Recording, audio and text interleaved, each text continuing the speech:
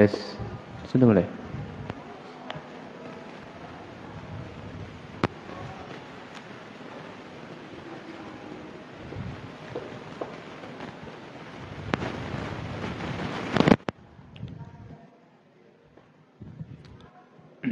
Sudah mas? Bismillahirrahmanirrahim. Assalamualaikum warahmatullahi wabarakatuh. Alhamdulillahi nahmaduhu wa nasta'inuhu wa nastaghfiruh wa natubu ilaih wa na'udzu billahi min sururi anfusina wa min sayyiati a'malina. Man yahdihillahu fala mudilla lahu wa man yudlil fala hadiya lahu. Asyhadu an la ilaha illallah wahdahu la syarika lah wa asyhadu anna Muhammadan abduhu wa rasuluh. Wa sallallahu subhanahu wa ta'ala ayyamunna alaina bi'ilmin nafi' wa amalin salih wa yafaqihna fid din wa aftalana futuhal arifin wa yarzuqna al-ikhlasa fil aqwali wal a'mali. Allahumma amin.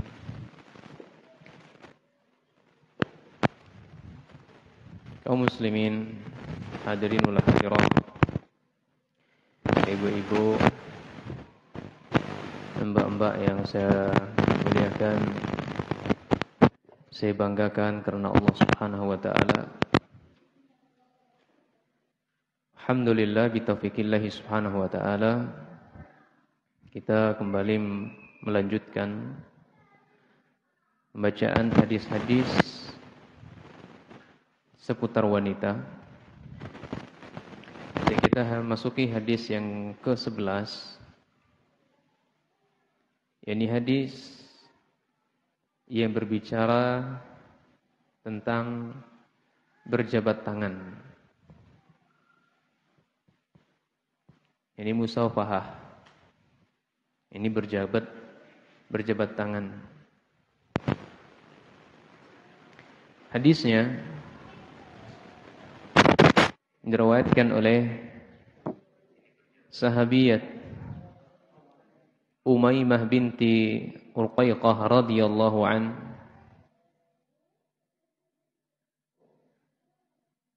Ya, di sini ada menarik Bapak Ibu sekalian. Hadis ini dikeluarkan atau diriwayatkan oleh sahabiyat Umaymah binti Urqayqah. Dia tidak disandarkan kepada bapaknya. Padahal dalam syariat Islam itu nasab seseorang disandarkan kepada siapa? Kepada ayahnya, bapaknya, bukan kepada ibu.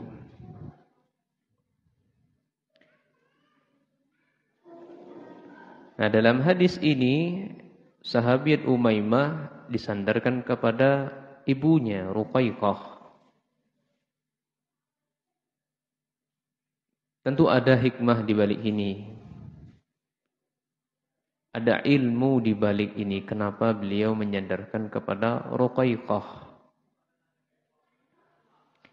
Nah, beliau Ummu Umaymah ini ya, sahabat Umaymah. Ini bapaknya adalah Abd bin Bijad bin Umair bin Al-Haris bin Haritsah bin Sa'ad bin Ta'im bin Murrah bin Ka'ab bin Lu'ay bin Ghalib. Jadi nasab beliau ketemu sama kakek Nabi sallallahu alaihi wasallam. Ketemu sama buyut Nabi sallallahu alaihi wasallam. Iya. Dan Ruqayqah ini adalah anaknya Khuwailid. Ruqayqah, ibu dari Umaymah ini, adalah saudara dari atau saudari dari Khadijah.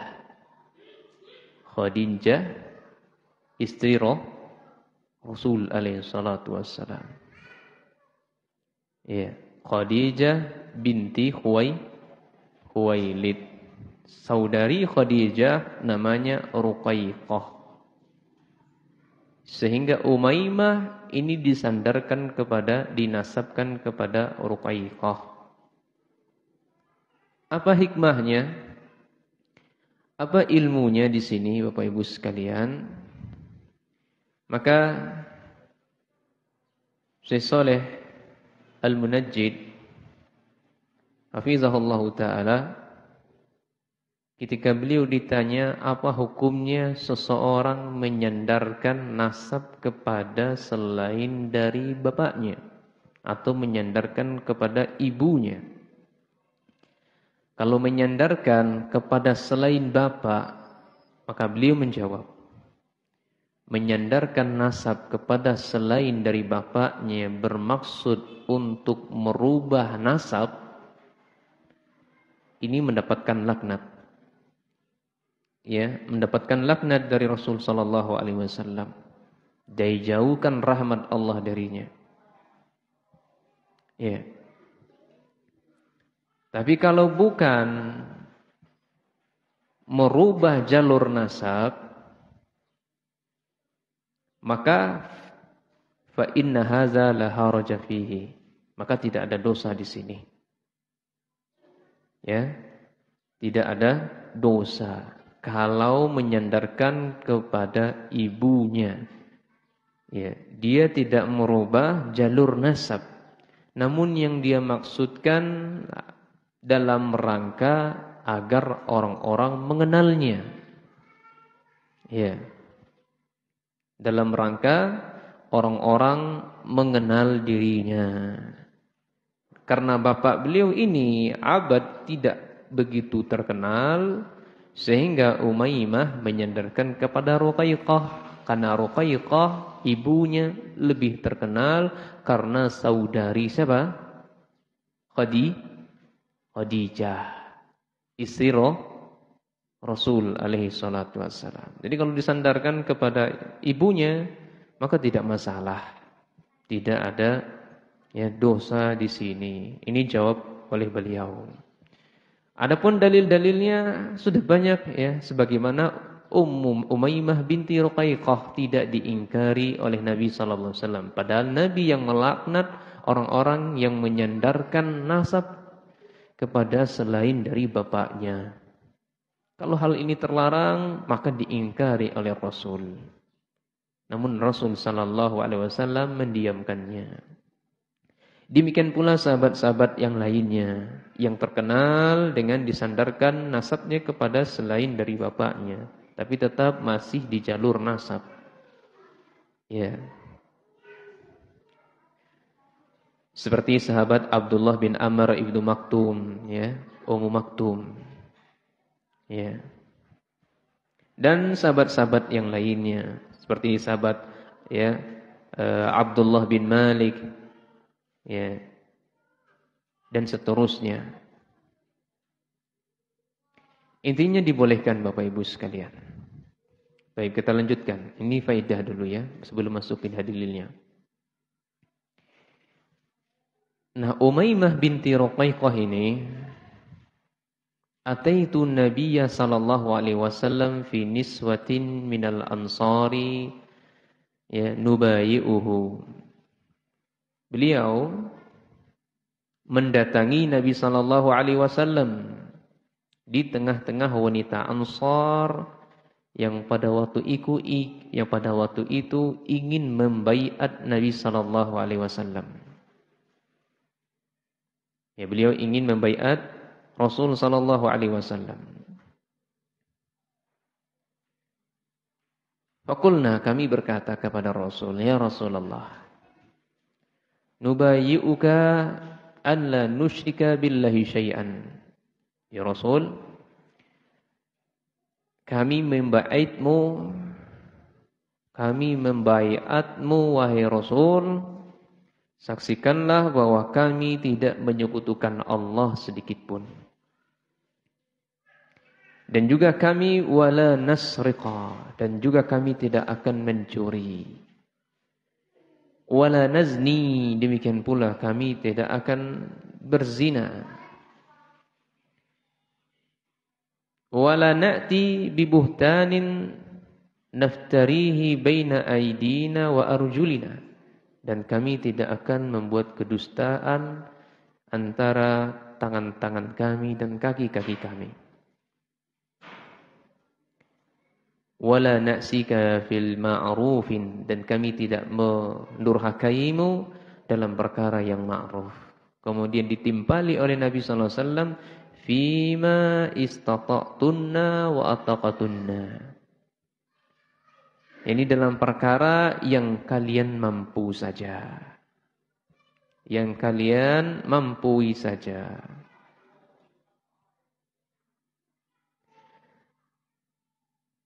Qalat, kemudian Umaymah berkata, kulna, dikatakan kami berkata, Allahu wa rasuluhu arhamu bina. Allah dan Rasulnya sangat sayang kepada kami. Kemudian beliau melanjutkan, halumma nubayyika ya Rasulullah. Mari ya Rasulullah, mari ya Rasulullah, sini tanganmu. Ya. Jadi siapa tadi? Umaymah meminta tangan Rasul. Sini tanganmu ya Rasul, kami membaiatmu. Jadi yang dipahami oleh sahabat Umaymah di sini, kalau membaiat itu harus dipegang tangan, sebagaimana laki-laki membaiat Rasul dengan memegang tangan Rasul. Tapi apa yang dikatakan oleh Rasul sallallahu alaihi wasallam? Ya, inni la usafihun nisa. Sesungguhnya saya tidak menyentuh, sesungguhnya saya tidak berjabat tangan dengan wanita. Innama qawli, hanya saja perkataan saya, li mi'atin imra'atin, terhadap 100 wanita, kaqauli li imratin wahidatin, sama perkataan saya terhadap satu wanita. Atau sama perkataan saya kepada satu orang wanita. Ya. Jadi hadis ini menceritakan para wanita, sahabiat wanita ikut membaiat Rasul sebagai pemimpin. Yang dipahami oleh Umaymah, cara membaiat Rasul harus dipegang tangan. Kemudian dijelaskan oleh Rasul, saya tidak pernah menyentuh wanita sama sekali. Maksudnya wanita yang bukan mahram. Ya, maksudnya wanita yang bukan mahram. Dalam hadis yang lain disebutkan oleh Ummul Mukminin Aisyah radhiyallahu anha bahwasanya Nabi sallallahu alaihi wasallam sama sekali tidak pernah memegang atau menyentuh wanita yang bukan mahram untuknya. Beliau mengisahkan atau menceritakan, wallahi ma massat yaduhu yadan imra'atin qat fil mubayanah. Demi Allah, tangan Nabi sallallahu alaihi wasallam tidak pernah menyentuh wanita seorang pun. Ini wanita yang bukan mahramnya ketika membaiatnya. Ma yubayi'uhunna illa biqaulihi. Tidaklah kami para wanita membaiat Rasul melainkan dengan perkataan-perkataan kami. Ini hanya sebatas ucapan saja. Ya, hadis ini diriwayatkan Imam Bukhari. Nomor hadis 4891. Jadi benar-benar Nabi sallallahu alaihi wasallam tidak pernah menyentuh wanita manapun. kecuali wanita-wanita yang dihalalkan oleh Allah untuk beliau. Ini istri-istri beliau dan orang-orang yang mahram beliau. Iya.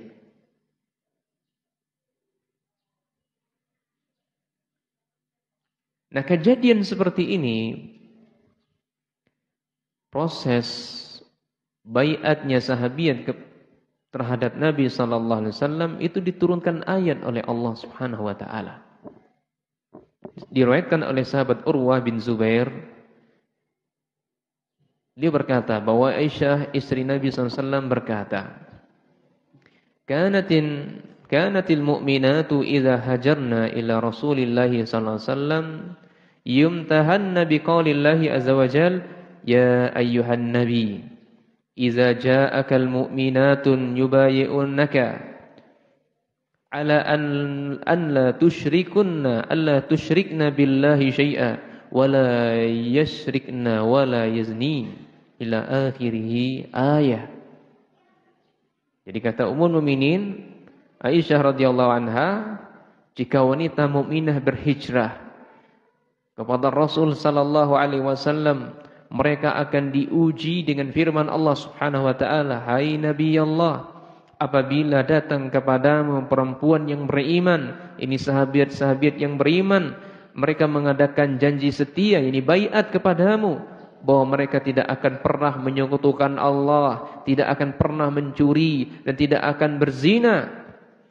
Aisyah berkata, siapa saja yang mengikrarkan seperti ini, maka dia telah diuji oleh Allah.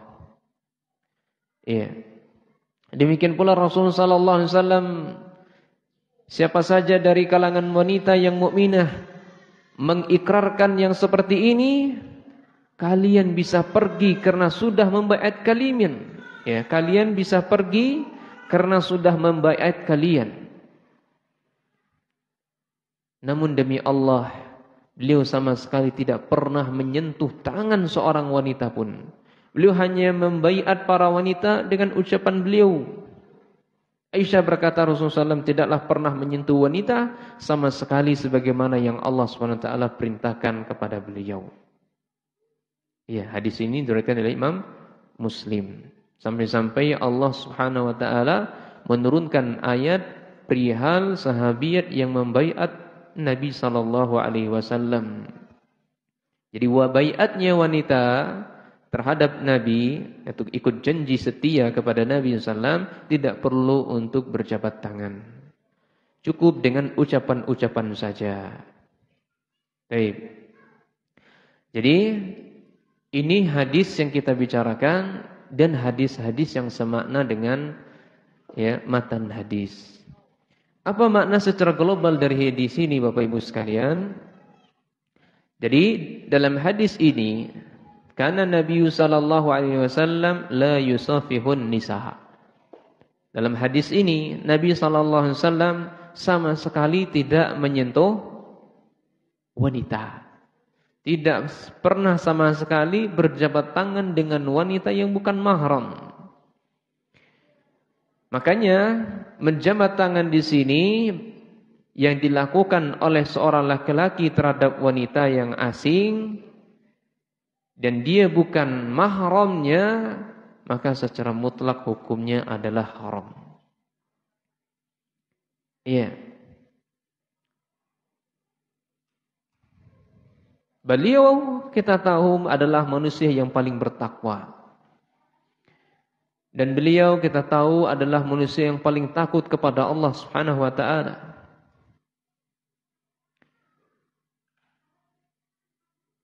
Sehingga sahabat Umar bin Abi Salamah beliau menjelaskan tentang perihal Rasul sallallahu alaihi wasallam atau Rasul sallallahu alaihi wasallam bersabda, "Ama wallahi inni la atqakum lillah wa akhsyakum lahu."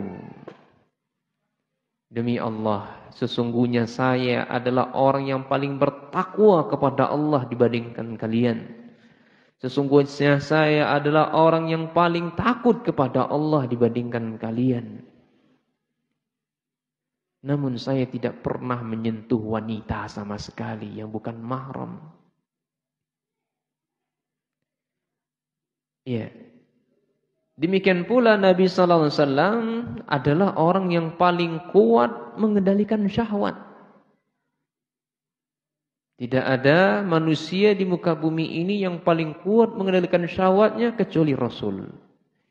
Namun beliau tidak menyentuh wanita.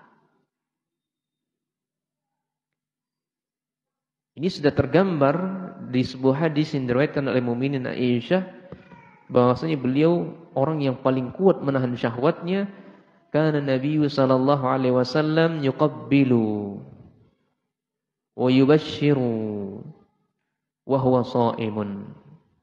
Adalah Nabi sallallahu alaihi wasallam ketika bulan puasa beliau mencium istrinya, mengkecup istrinya. Bahkan tidak sebatas mengkecup saja, yubashshir, bercumbu rayu dengan istrinya. Wa kana amlakakum liirbihi, dan beliau adalah orang yang paling mampu mengembalikan, menahan atau mengendalikan nafsunya bila dibandingkan kita. Namun beliau alaihissalatu wassalam tidak pernah menyentuh tangan wanita sama sekali. Tidak pernah menyentuh tangan wanita yang tidak halal baginya. Lantas pertanyaan kepada kita. Kita yang bukan seorang Rasul. Kita juga bukan orang yang paling kuat menahan syahwat. Dan kita juga bukan orang yang paling bertakwa ketimbang Rasul. Lalu memberanikan diri untuk berjabat tangan dengan laki-laki atau dengan wanita yang bukan halal untuk kita. Dalilnya, afan Ustadz, gak enak Ustadz. Itu kan istrinya, itu kan suaminya adik Ustadz. Masa enggak bersalaman? Itu kan istrinya paman Ustadz. Masa enggak bersalaman? Kalau laki-laki. Ya. Enggak apa-apa Ustadz kita bersalaman kalau di balik tisu. Kalau menggunakan kain. Dari mana dalilnya? Dari mana datang dalilnya Ibu sekalian? Ini dalil atau perasaan? Jawab Ibu. Dalil atau perasaan? Perasaan hujah atau bukan? Tidak. Hawa nafsu hujah atau bukan? Tidak. Apa yang menjadi sandaran hukum?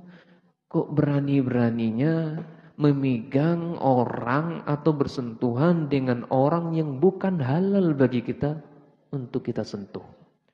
Nabi saja orang yang paling bertakwa. Nabi saja orang yang paling kuat menahan syahwatnya.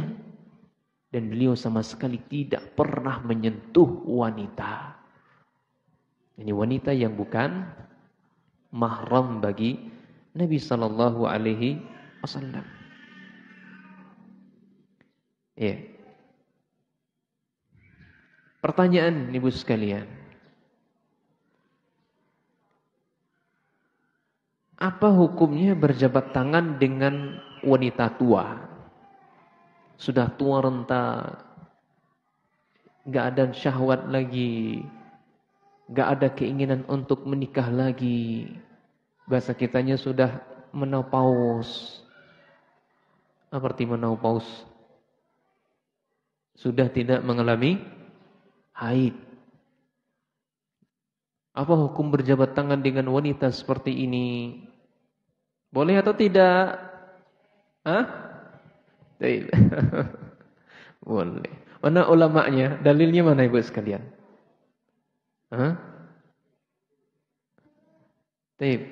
Apakah zaman Nabi enggak ada wanita tua? Ada wanita tua. Ada enggak riwayat Nabi menyelami wanita tua yang bukan mahramnya? Dalam hadis tadi sudah sangat jelas. Nabi sama sekali secara mutlak tidak pernah menyentuh wanita. Apakah Nabi enggak tahu wanita tua? Hah? Tahu enggak Nabi wanita tua? Tahu kan? Loh, kenapa kok Nabi enggak mengatakan kecuali wanita tua boleh kamu salamin? Hah? Boleh? Ya, mana ibu yang jawab tadi boleh? Saya kasih hadiah. Saya kasih hadiah kitab. Ya, saya kasih hadiah kitab. Tolong tunjukkan ke saya dalil bolehnya menyentuh wanita yang sudah tua renta. Nah, ada yang bisa mendatangkan dalil? Ada, Bu? Baik. Ala kulli hal, ibu sekalian, permasalahan ini pun juga dijelaskan oleh para ulama. Kita sudah sepakat berdasarkan dalil yang di atas tadi, hukum berjabat tangan, hukum menyentuh wanita, ini wanita asing, baik tua maupun gadis, secara mutlak ini haram untuk disentuh. Iya. Dan jumhur para ulama dikhususkan untuk gadis. Ini pendapat para ulama saya sampaikan di sini. Jumhur para ulama, kami tidak menjumpai satupun ulama yang membolehkan menyentuh wanita asing yang masih jelita, yang masih perjaki. Oh, kok perjaki? Ya. Kalau wanita yang gadisnya apa? Ya, perawan ting-ting lah gitu kan. Iya, perawan ting-ting. Kok perawan ting-ting? Perawan ting-ting itu sudah agak tua kan? Bukan perawan ting-ting. Yang penting pemudi lah, intinya gitu saja. Padahal pernah muda tapi enggak tahu bahasa mudanya. Sekarang pun juga masih muda. Masih ada kesempatan 3 lagi. Jadi kesimpulannya, kami tidak menjumpai satupun ulama yang membolehkan berjabat tangan atau menyentuh wanita asing yang masih muda. Ya. Dan para ulama sudah sepakat akan keharaman menyentuh wanita asing yang masih muda. Adapun menyentuh wanita tua, di sini ada silang pendapat antara para ulama. Ada yang membolehkan, ada yang memakruhkan, ada yang mengharamkan, ya. Bahkan ada yang mengharamkan secara mutlak. Ulama yang membolehkannya adalah ulama Hanafiyah, ya, imam mazhabnya Hanafi. Atau mazhabnya Hanabilah. Kalau para ulama yang mengharamkan atau melarang adalah ulama Malikiyah wa Syafi'iyah. Ini kesimpulannya, adapun dalilnya banyak di sini dan saya sudah perlu saya sampaikan di sini karena bukan tempatnya. Ya, karena bukan tempatnya menyampaikan silang pendapat para ulama.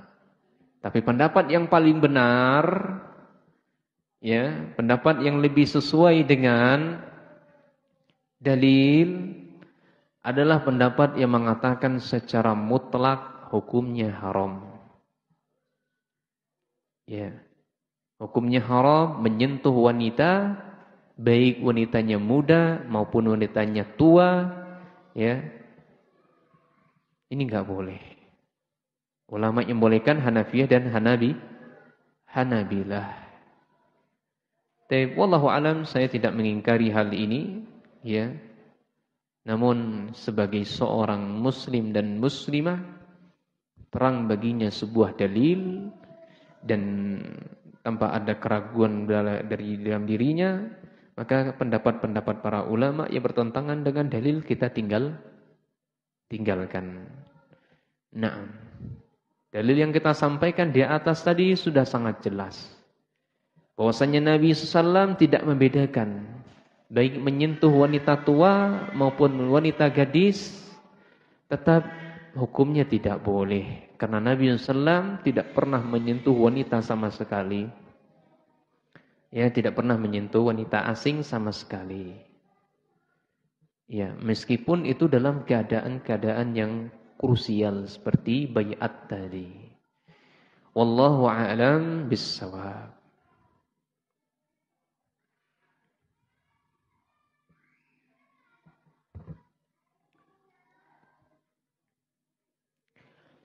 Kemudian faedah yang bisa kita ambil dari hadis ini adalah pertama,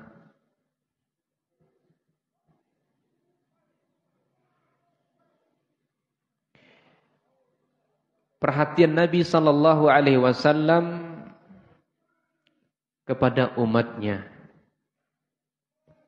Perhatian Nabi sallallahu alaihi wasallam kepada umatnya pada perkara-perkara yang diharamkan. Beliau tidak ingin umatnya terjerumus kepada hal-hal yang diharamkan. Sehingga Nabi SAW menjelaskan kepada sahabiyat bahwasanya berjabat tangan yang bukan mahram ini tidak boleh.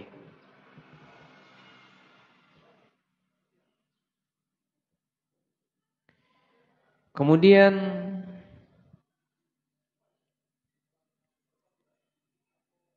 faedah yang kedua adalah tahzirul mar'ah minal wuqu'i fi kibairiz dzunub minasyirki.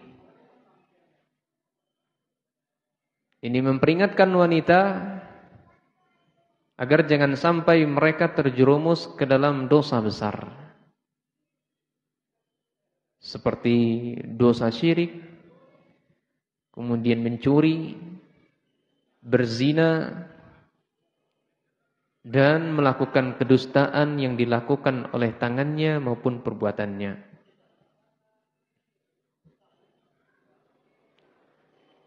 Kemudian faedah yang ketiga adalah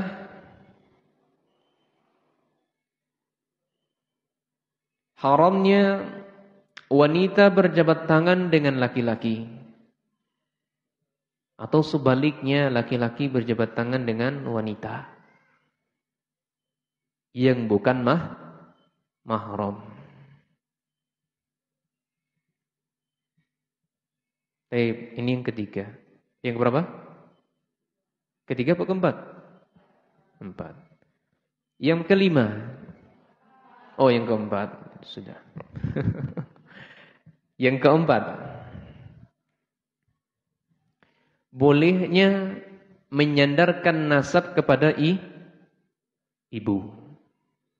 Bolehnya menyandarkan nasab kepada ibu selama tidak bermaksud merubah jalur nasab. Selama tidak merubah jalur nasab. Sebagaimana yang dilakukan oleh siapa tadi? Umaymah binti Ruqayyqah. Nabi SAW tidak mengingkarinya. Karena maksud Umaymah itu untuk orang-orang biar tahu. Karena Ruqayyqah adalah saudarinya Khadijah. Nah, kemudian faedah yang berikutnya adalah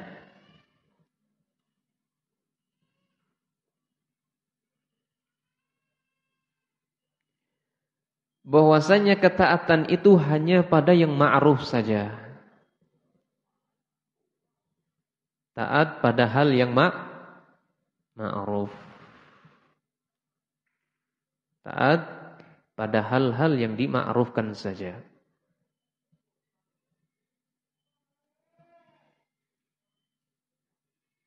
Kemudian yang berikutnya, Allah Subhanahu wa taala tidak membebani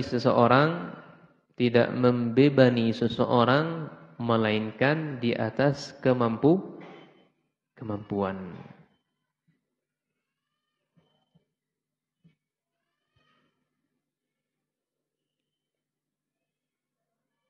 Iya. Kemudian faedah yang terakhir,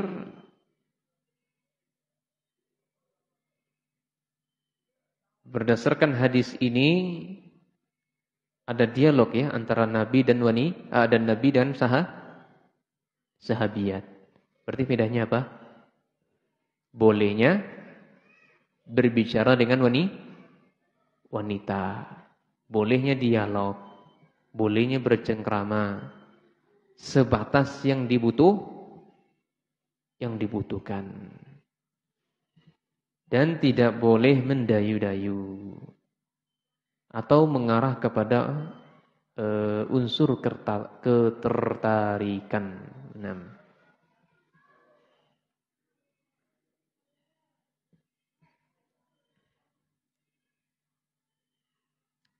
Nah, ini berapa faedah yang bisa disebutkan? Ada yang lainnya? Ada ya, ada yang lainnya ada. Diambil dari kalimat Allahu wa rasuluhu arhamu bina.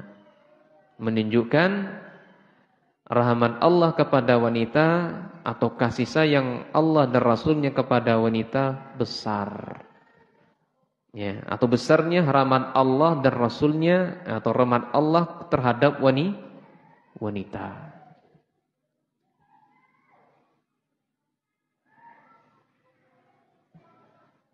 Kemudian yang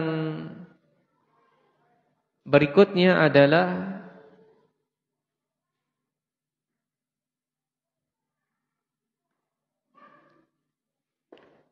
kita bisa mengambil faedah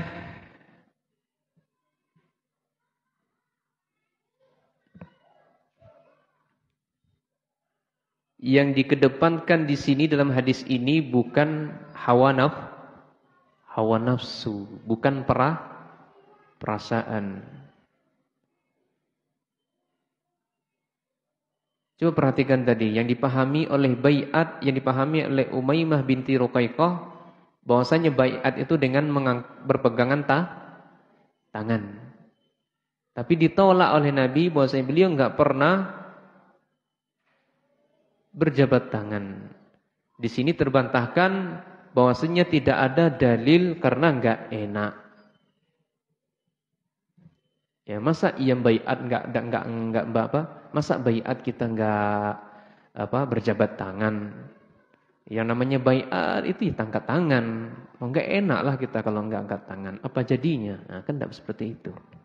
Maka faidah yang bisa kita ambil di sini bahwasanya batasan ketaatan itu bukan dibangun di atas hawa nafsu. Tetapi ketaatan itu harus dibangun atau timbangannya adalah timbangan syar'i, timbangan dalil. Ini faedah yang terakhir. Ya, jadi batasan ketaatan bukan dibangun di atas hawa nafsu. Akan tetapi dibangun di atas timbangan syar'i atau timbangan dalil. Nah, baik. Ini hadis yang ke-11. Kita masuki hadis berikutnya. Ini hadis ke-12. Ya. Siapa di antara ibu yang ada matannya atau tidak? Ada beli matannya kan? Paling beli matannya itu 40.000 atau 30.000 Bu sekalian. Iya. Hadis-hadis seputar wanita. Hadis yang ke-12. Ini hadis yang berbicara tentang larangan mendekati zina. Ya, jadi saya diberikan judul, yaitu saya berikan judul hadis saya berbicara larangan mendekati zina.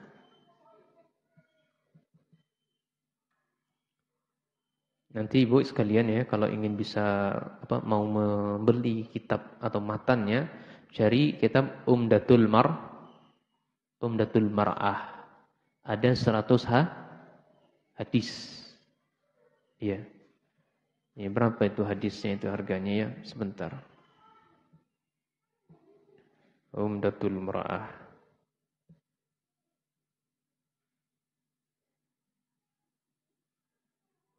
Ya, itu hadisnya 14.000 cuman Ibu sekalian. 14.000, 16.000, ada yang 22.000. Ya. Beli bagus ini. Ya, bermodal dikit kan biar bisa mengikuti. Umdatul Mar'ah ini 100 hadis tentang wanita. 14 ribuan. Ya, keliru saya kalau mengatakan 40. Karena saya mencetaknya 40.000 Bu. Ya, saya adalah yang PDF Arabnya gitu kan. PDF Arabnya enggak ada terjemahannya. Ini terjemahannya ada nih matannya. Boleh dibeli 14.000. Dalil yang ke-12 atau hadis yang ke-12 judulnya adalah larangan mendekati zina. Qala mu'allif rahimahullah. An Ibnu Umar, dari sahabat Ibnu Umar radhiyallahu anhuma. Ya, di sini dalam cetakan saya radhiyallahu anhu, ini kurang tepat. Karena dua orang sahabat di sini. Qala, beliau berkata, khatabana Umar radhiyallahu an. Ibnu Umar mengatakan, bapak saya pernah berkhutbah. Ini Umar bin Khattab berkhutbah di Biljabiyah, ya, sebuah daerah Jabiyah. Ya, Jabiyah ini adalah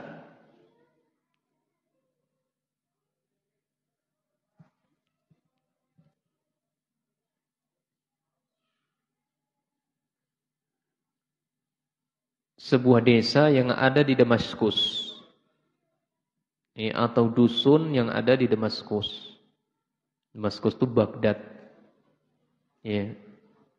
Atau zaman sekarang ini berganti nama Irak. Ya. Ini Jabiyah itu sebuah desa atau dusun. Jadi Umar pernah berkhutbah di daerah Jabiyah. Apa khutbah Umar? Ya ayyuhan nas, wahai seluruh manusia, inni kuntu fikum kama qami Rasulillah. Sesungguhnya saya berdiri di hadapan kalian sebagaimana Rasul sallallahu alaihi wasallam berdiri kepada kami semuanya. Dan Rasul sallallahu alaihi wasallam berpesan kepada kita. Nabi sallallahu alaihi wasallam bersabda, "Usikum bi ashabi." Wahai sahabatku, saya berwasiat kepada kalian. Summa allazi yalunahum. Kemudian orang-orang setelah kalian, yakni para tabi'in. Summa allazi yalunahum. Kemudian orang-orang setelah kalian. Summa yafsul kadhibu, kemudian merajalela. Kemudian setelah itu kedustaan merajalela hatta yalifar rujula wala yustahlafu, sampai-sampai seseorang bersumpah padahal mereka tidak pernah diminta untuk bersumpah. Wa yashhadu syahid wala yustashhadu, dan orang-orang memberikan keterangan saksi padahal mereka tidak diminta untuk memberikan keterangan saksi. Ala, ketahuilah wahai sahabatku, ketahuilah wahai para tabi'in, ketahuilah wahai para atba'ut tabi'in, la yakhluwanna rujulun bi imra'atin, janganlah seseorang mereka berkhalwat bersendiri-sendiri, berdua-duaan dengan wanita, illa kana salisuhuma syaitan, kecuali yang ketiganya syaitan. Wahai sahabat, wahai tabi'in, wahai atba'ut tabi'in, alaikum bil jama'ati. Wajib bagi kalian untuk berpegang teguh kepada jamaah.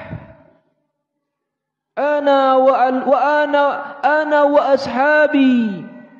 Wajib bagi kalian berpegang teguh kepada saya, berpegang teguh dengan ajaran sahabat saya. Wa iyyakum wal furqah. Dan hati-hatilah kalian dari berpecah belah. Fa inna syaitan, dan sesungguhnya syaitan ma'al wahid, senang menggoda manusia di saat mereka sendirian. Wa huwa fi isnain, wa huwa minal isnain ab'adu. Namun syaitan tatkala menggoda manusia dengan banyaknya manusia atau dua orang manusia, akan lebih sulit mereka menggodanya. Wa man arada buhbuhatil jannah, siapa di antara kalian yang ingin mendapatkan rumah di tengah-tengah surga, falyalzamil jamaah, hendaklah mereka beriltizam, mentintahkan dirinya, berpegang teguh dirinya kepada jamaah.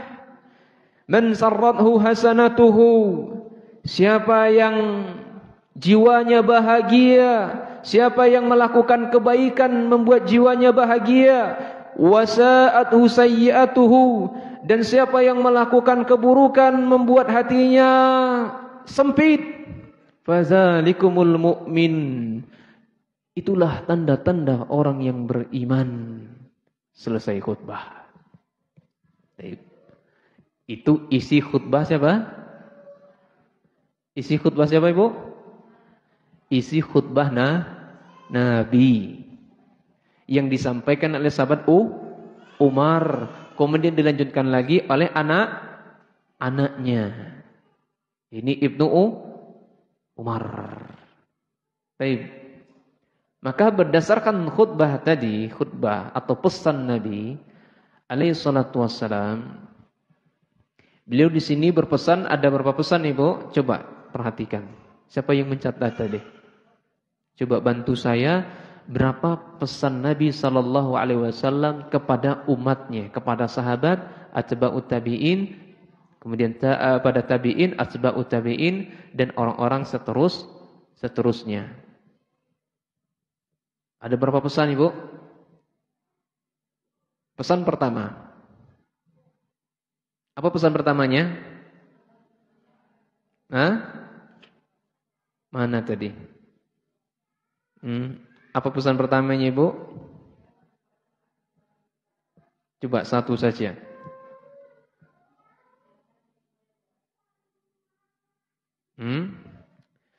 Kedustaan merajalela. Itu pesannya. Atau kedustaan sudah merajalela. Atau penyimpangan terlalu banyak. Ya. Kemudian seseorang bersumpah tanpa diminta untuk bersumpah. Kedua. Pesan ketiga. Seseorang memberikan keterangan palsu atau memberikan kesaksian padahal dia tidak diminta. Tidak diminta untuk menjadi saksi. Kemudian yang berikutnya, yang keberapa? Keempat. Seorang laki-laki berduaan dengan wanita yang tanpa adanya mahram, kecuali pihak ketiganya syaitan. Itu pesannya. Iya. Kemudian pesan berikutnya, Nabi mewajibkan kita untuk berpegang teguh kepada jamaah. Jamaah itu apa maksudnya? mengikuti Nabi dan mengikuti sahabat. Meskipun kita sendirian. Kita mengamalkan sunnah Nabi, mengamalkan sunnahnya para sahabat. Meskipun kita satu desa itu sendirian, maka kita sudah dikatakan jamaah. Maka kita sudah dikatakan jamaah. Kemudian pesan Nabi yang berikutnya, enggak boleh kita berpecah belah. Iya. Enggak boleh kita berpecah belah. Ya, berpecah belah antara satu yayasan dengan yayasan lain. Iya. Ini enggak boleh. Yayasan ini hanya sebagai sarana saja. Jangan jadikan sebagai pijakan sandaran hukum dalam segala tindakan. Enggak boleh. Iya. Kemudian pesan Nabi,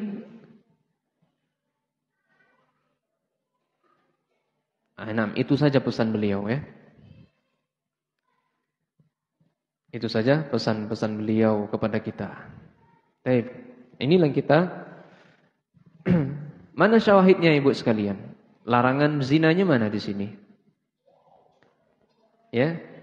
La yakhluwanna rajul bi imratin illa kana salisuhuma syaitan. Nah, ini dia. Jadi kita enggak boleh berkhalwat berdua-duaan dengan wanita atau dengan laki-laki.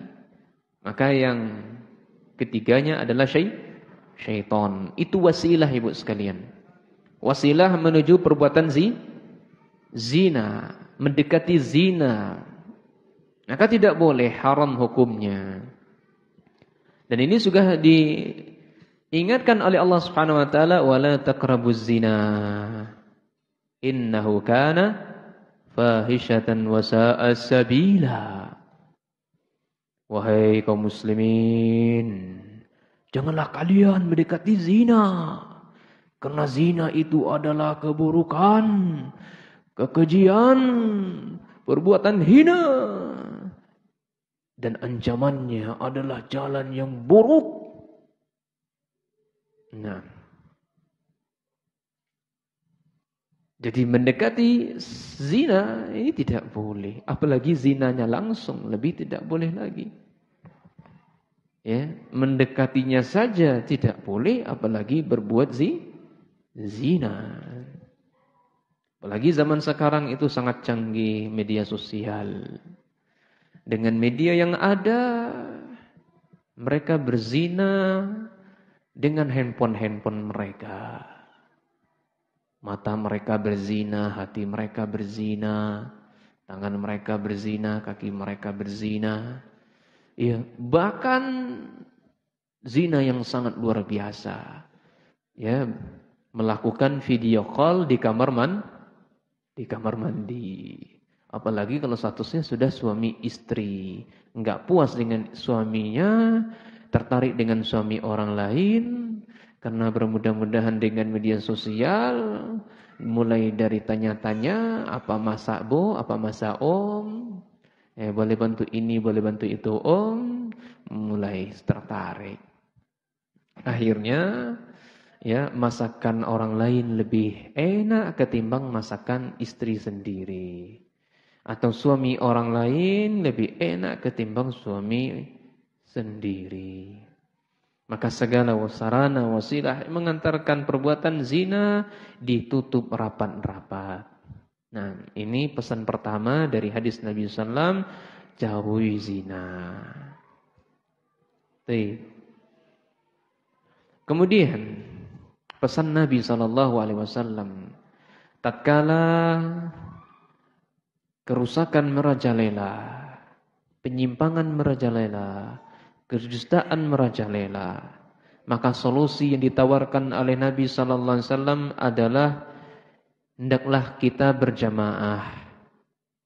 Ya, hendaklah kita berjamaah ngikuti ajaran Rasul, ngikuti ajaran sahabat Nabi sallallahu alaihi wasallam.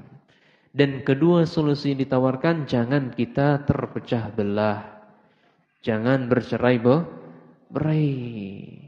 Di sini ya, Allah Subhanahu wa taala sudah menegaskan ibu sekalian, wa'tasimu bihablillahi jami'a wa la tafarraqu. Wahai manusia, i'tasimu bihablillah. Berpegang teguhlah kalian kepada tali agama Allah semuanya. Yani Al-Qur'anul Karim. Dan sunnah Nabi sallallahu alaihi wasallam, wala tafarraqu, jangan sama sekali kalian menolak itu semua. Jangan sama sekali kalian bercerai-berai. Ya. Wazkuru ni'matallah, ingatlah oleh kalian semuanya akan nikmat Allah alaikum kepada kalian. Iz kuntum a'da'am, yang dulunya masa jahiliyahnya kalian saling bermusuh. Kemudian masuknya cahaya sunnah kepada kalian, fa'allafa baina qulubikum. Ya, fa'allafa baina qulubikum. Kemudian Allah satukan hati-hati kalian, fa asbahtum bi ni'matihi ikhwanah. Kemudian dengan karunia Allah Subhanahu wa taala kalian menjadi saudara. Masya Allah ya. Dengan berpegang teguh dengan sunnah, semua kita kembali bersatu. Ya, yang dahulunya kita sama-sama jahiliyah, saling bermusuhan, saling bercerai-berai, saling berkabilah-kabilah, saling berkelompok-kelompok, saling membanggakan kelompok satu dengan kelompok yang lainnya. Kullu hisbin ladayya farihun, semua hisbiyah mereka berbangga-bangga dengan kelompoknya. Dengan datang cahaya sunnah, mereka bersatu. Mereka dibersihkan hati-hati mereka, disatukan oleh Allah Subhanahu wa taala. Naam. Ini ibu sekalian. Kemudian ya, faedah yang kita bisa ambil dari hadis ini, atau sebelum faedah, setelah Nabi memberikan solusi, kemudian Nabi memberikan kabar gembira pada orang-orang yang berpegang teguh dengan jamaah. Apa kabar gembira yang ditawarkan oleh Nabi? Mendapatkan tempat tinggal di tengah-tengah surga. Itu kabar gembiranya. Jadi metode Nabi dalam berdakwah begitu, dalam berkhutbah, berpidato seperti itu. Dijelaskan tentang keburukan-keburukan terlebih dahulu, kemudian dijelaskan solusinya, ditawarkan solusi, kemudian diberikan kabar gembira. Ada metode tarhib wa targhib. Ya, metode dakwanya tarhib wa targhib. Baik. Faedah dari hadis ini, kita sholat asarnya jam 3 ya. Sekarang jam berapa Ibu sekalian? Sudah jam 3? Baik, sebentar lagi. Jadi kita cukupkan faedah ini, kita tutup. Insyaallah akan kita lanjutkan hadis ke-13 di pertemuan berikutnya. Baik, faedah yang bisa kita ambil dari hadis ini Ibu sekalian. Pertama. Baik, siapa Ibu-ibu tolong bantu saya? Apa faedah pertamanya? 1.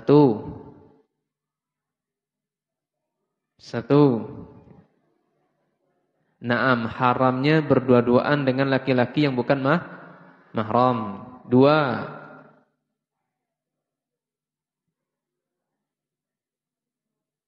Apa?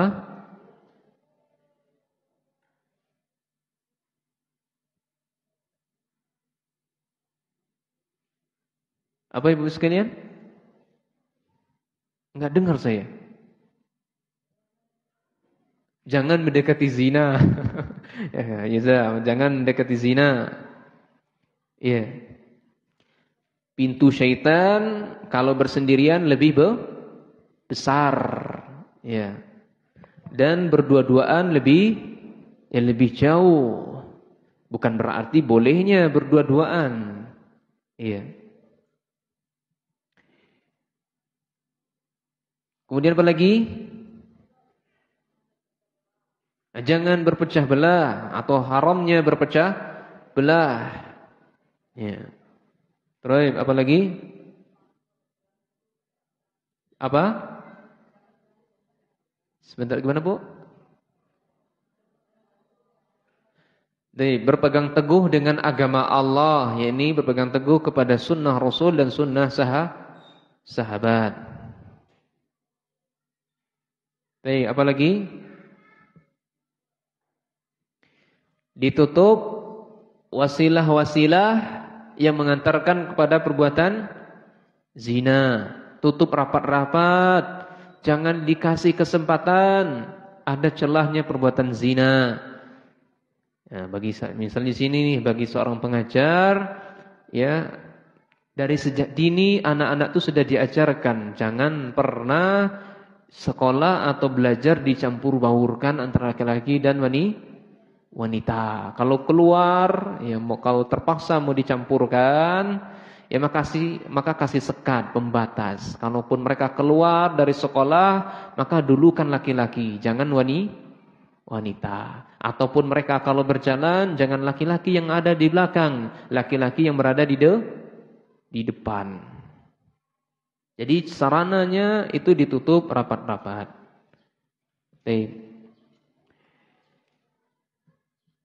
Kemudian apa lagi? Ya. Kebaikan yang kita lakukan pasti menenangkan hati. Keburukan yang kita lakukan pasti menyesakkan hati. Kalau seperti itu yang kita rasakan, ini tanda seorang mukmin. Saya melakukan amal baik, hati kita menjadi tenang, damai, gembira. Ketika melakukan dosa, keburukan, sempit dada. Ya, ini tanda dia orang yang beriman.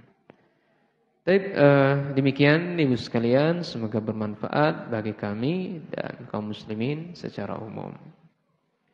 Kita akhiri dengan doa kafaratul majelis. Subhanakallahumma bihamdika asyhadu an la ilaha anta astaghfiruka wa atubu ilaik. Wassalamualaikum warahmatullahi wabarakatuh. Baik.